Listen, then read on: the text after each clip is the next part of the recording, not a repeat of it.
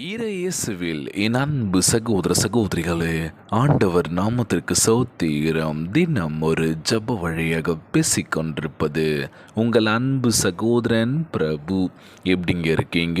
இன்றைய நாள் எப்படிங்க போச்சு? உங்களுக்கு மகிழ்ச்சியாக இருந்தீங்களா? எப்போவுமே சந்தோஷமாக இருங்க. ஆமீன். அன்பு சகோதர சகோதரிகளை நம் ஆண்டவராகிய இயேசு கிறிஸ்து நமக்கு நல்ல ஆரோக்கியமான உடல்நலத்தை கொடுக்க போகின்றார். கலங்காதீங்க, சோர்ந்து போகாதீங்க, உற்சாகமாக இருங்க. ஞானமே அந்த வீட்டை கட்டுகின்றது. இன்றைய நாளில் நம் ஆண்டவராகிய இயேசு கிறிஸ்து, நீ ஒருபோதும் கலங்காத, ஞானமுள்ள மனுஷனின் வீடு அருமையான பொக்கிஷத்தையும் கொடுக்கின்றது. ஞானத்திற்கு எப்படி இவ்வளோ ஆற்றல் என்று நீங்கள் வியப்படையலாம். ஞானம் என்பது என்ன அப்படின்னு சொல்லி கேட்கும்போது, இன்றைய நாள் கிறிஸ்துவே ஞானமாக இருக்கின்றார். வேதாகமத்தை நம்ம வாசிக்கின்ற பொழுது, ஞானம் இவ்வுலகில் தோன்றியதற்கு முன்பே தேவனாகி கத்தடத்திலிருந்து வந்திருக்கின்றது என்று கூறுகின்றது. இந்த ஞானத்தினாலே முழு பிரபஞ்சத்தையும் உண்டாக்கப்பட்டது. ஆண்டவர் தம் வார்த்தையை அனுப்பி எல்லாவற்றையும் சிருஷ்டித்தார். வேதாகம் வார்த்தையை நம் தியானிக்கின்ற பொழுது நல்ல ஆற்றலையும் உடல் வலிமையும் நல்ல ஞானத்தை கொடுத்து நம்மளை பலப்படுத்துகின்றார்.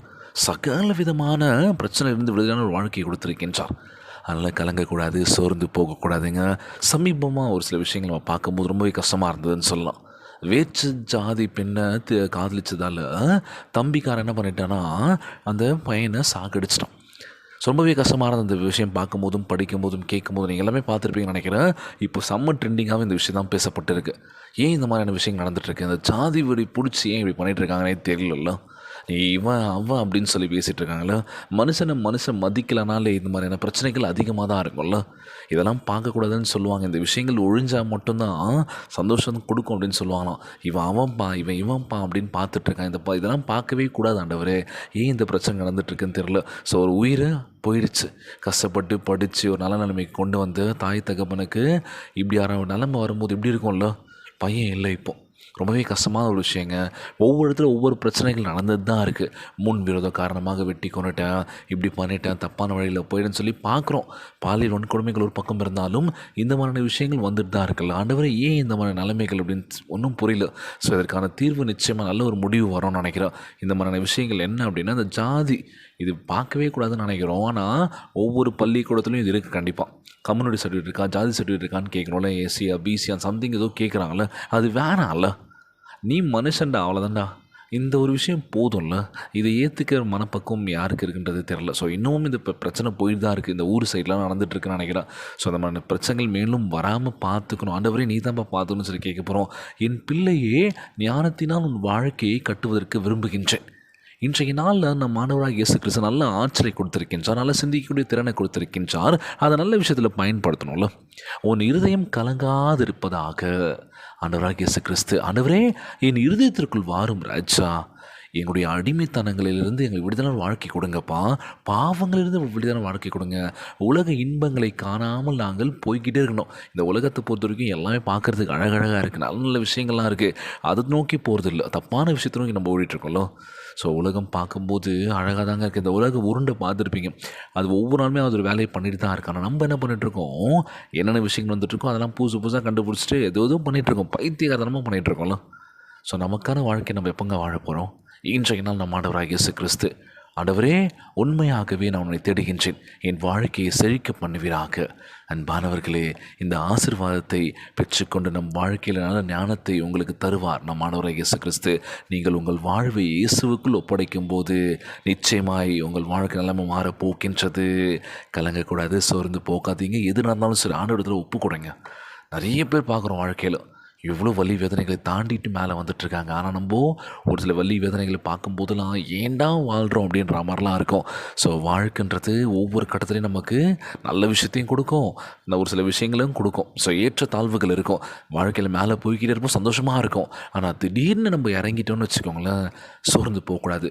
நீ என்ன தவறு பண்ணோம், நம்ம கீழே வந்ததுக்கான காரணத்தை யோசிக்கணுமே தவிர, ஐயோ இப்படி ஆயிடுச்சுன்னு சொல்லி தப்பான முடிவுகள் தீர்வல்ல அப்படின்னு சொல்லுவாங்களாம்.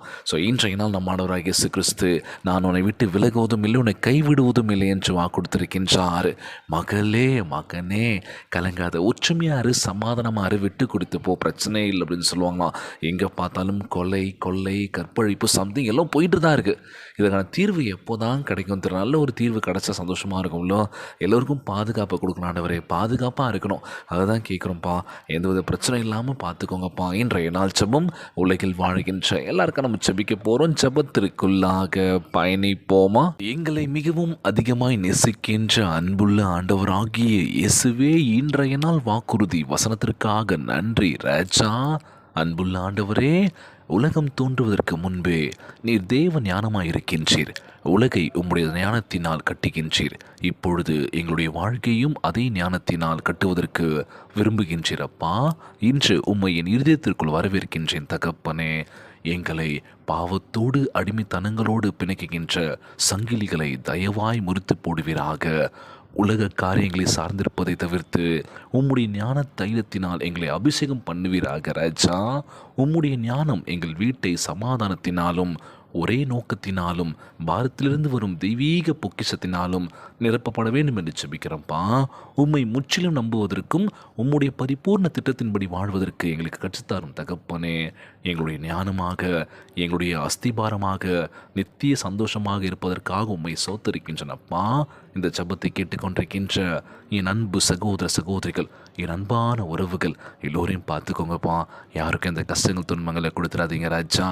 நோய் நொடியினால் அவதிப்பட்டு கொண்டிருக்கின்ற ஒவ்வொரு சகோதர சகோதரிகளை உமது கரங்களால் தொட்டுதலால் அகற்றி போடுவீராக. உம்மால் கூடாத காரியம் ஒன்றும் இல்லை ஆண்டவரே. எல்லோரையும் பார்த்துக்கோங்கப்பா. எவ்வளோ பிரச்சனைகள் தினந்தோறும் நடந்துட்டு தான் இருக்குது. இந்த பிரச்சனைகள் எதுவுமே நடக்காதபடி பாதுகாத்து கொள்ள வேண்டும் என்று கேட்குறேன்ப்பா. மனிதர்கள் மதிக்கக்கூடிய திறனை கொடுங்கப்பா. நல்ல ஞானத்தை கொடுங்கப்பா. விட்டு கொடுத்து போகணும்னு சொல்லி அந்த ஆசீர்வாதத்தை கொடுக்க வேண்டும் என்று கேட்குறேன்ப்பா. ஒருத்தர் சமாதானமாக போகணும்னு சொல்லி கேட்குறேன்ப்பா. எங்கே பார்த்தாலும் பிரச்சனைன்னு சொல்லி பிரச்சனை மத்தியில் வாழ்ந்துட்டு இருக்கிறவர்களுக்கு நல்ல ஒரு விடுதலான வாழ்க்கை கொடுத்து சந்தோஷத்தை கொடுப்பீராகன்னு சொல்லி கேட்குறேன்ப்பா. ஒவ்வொரு குழந்தை செல்வங்களை ஆசீர்வதிங்க. உடல் தெம்பும் வலிமை தர வேண்டும் என்று கேட்குறேன்ப்பா. குடும்ப உறவுகளுக்குள்ள ஒற்றுமை கொடுங்க, சமாதானத்தை கொடுன்னு சொல்லி கேட்குறேன்ப்பா. எல்லோரும் நல்லா இருக்கணும்ப்பா. இன்றைய நாள் ஜெபம் இயேசுவின் விலையேற பெற்ற நாமத்தினாலே ஜெபிக்கின்றேன் நல்ல பிதாவே, ஆமேன் ஆமேன். இயேசுவுக்கே புகழ், இயேசுவுக்கே நன்றி. மரியே வாழ்க. God bless you all.